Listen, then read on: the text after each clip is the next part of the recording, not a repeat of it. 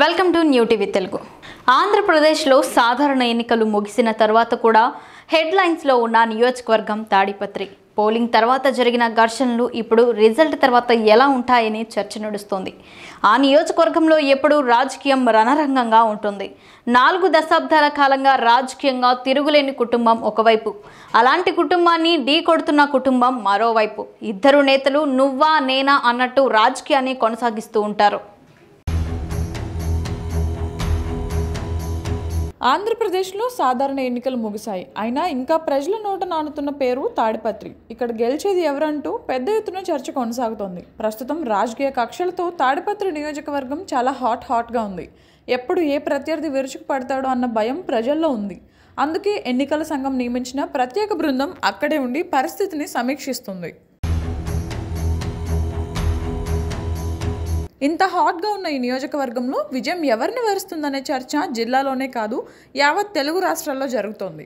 2019 ఎన్నికల ముందు వరకు తాడిపత్రి నియోజకవర్గంలో జేసీ కుటుంబానికి తిరుగులేదు. 2019 ఎన్నికల్లో కేతిరెడ్డి పెద్దారెడ్డి వైఎస్ఆర్సీపీ నుంచి తాడిపత్రి నియోజకవర్గ ఎమ్మెల్యేగా గెలుపొందారు. అప్పటి నుంచి నియోజకవర్గంలో రాజకీయం రసంతరంగా మారింది. ప్రస్తుతం జరిగిన సాధారణ ఎన్నికల్లో కూడా ఈ రెండు కుటుంబాలే ఎన్నికల బరిలో నిలిచాయి. తెలుగుదేశం పార్టీ అభ్యర్థిగా మాజీ ఎమ్మెల్యే జేసీ ప్రభాకర్ రెడ్డి కుమారుడు జేసీ అస్మిత్ రెడ్డి బరిలో నిలిచారు.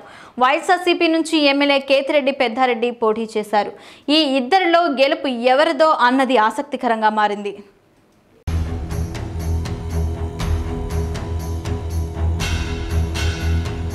ప్రస్తుతం జరిగిన సాధారణ ఎన్నికల్లో ఇరు పార్టీల నేతలు ఎవరికి వారు గెలుపు తమదే అని ధీమా వ్యక్తం చేస్తున్నారు. తాడిపత్రి నియోజకవర్గంలో తొలిసారిగా గెలిచిన కేతిరెడ్డి పెద్దారెడ్డి మరోసారి గెలిచేందుకు ప్రయత్నిస్తున్నారు. నియోజకవర్గంలోని మండలాల వారీగా పాదయాత్రలు కూడా చేపట్టారు. ప్రభుత్వం ప్రవేశపెట్టిన సంక్షేమ పథకాలే మరోసారి తనను గెలిపిస్తాయని ఆశాభావం వ్యక్తం చేస్తున్నారు.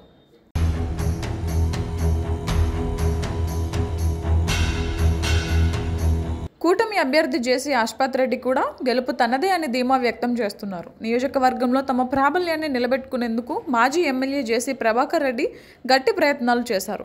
మండలాల వారీగా నేతలతో సమావేశాలు, బస్సు యాత్రలు, ఇలా వివిధ కార్యక్రమాలతో ఎన్నికలే టార్గెట్గా జేసీ ప్రభాకర్ రెడ్డి నడిచారు. కూటమి మేనిఫెస్టో గతంలో తాడిపత్రి నియోజకవర్గంలో తాము చేసిన అభివృద్ధి గెలిపించబోతోందని జేసీ అస్మిత్ రెడ్డి ధీమా వ్యక్తం చేస్తున్నారు.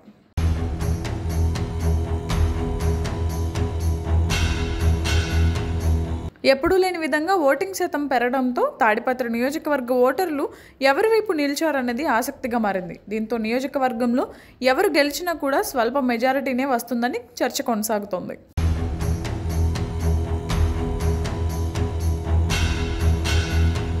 పోలింగ్ రోజు ఆ తర్వాత రోజు తాడిపత్రి నియోజకవర్గంలో ఇరు పార్టీల నేతలు పెద్ద ఎత్తున రాళ్లు రూకోవడం, హింసాత్మక ఘటనలకు పాల్పడడం రాష్ట్ర వ్యాప్తంగా సంచలనంగా మారింది.